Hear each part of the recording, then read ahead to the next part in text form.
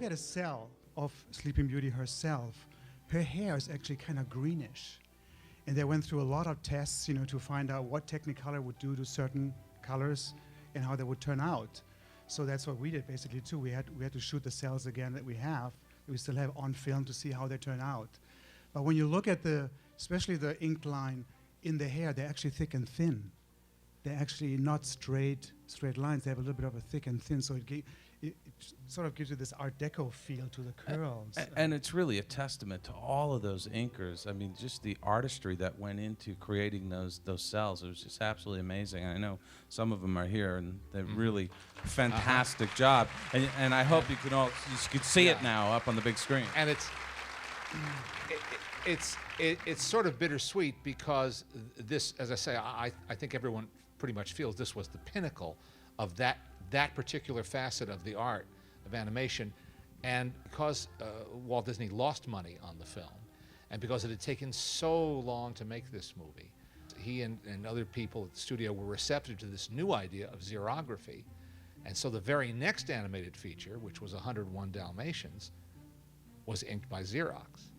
And it gave a different look and a different feel and a different style that suited that film just as well as this style suited this film.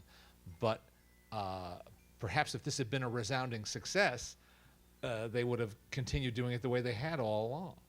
They had to find a way to economize, because Sleeping Beauty was, what, $6 million way back? It was so expensive. So they had to find ways to cut corners, and with the help of iWorks and other technicians, they found a way to Xerox the animators' drawings for the next film, and then it became sort of a sketchier look.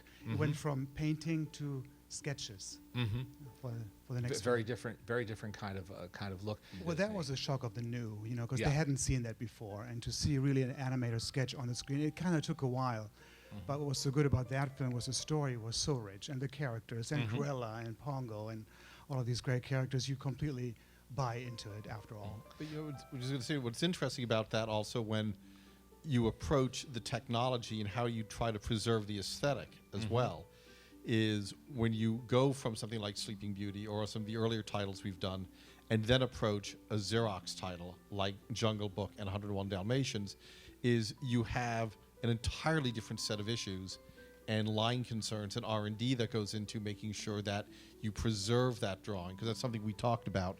Is it's very easy to go into a sketchy Xerox drawing now and go like, well, we'll just clean that up.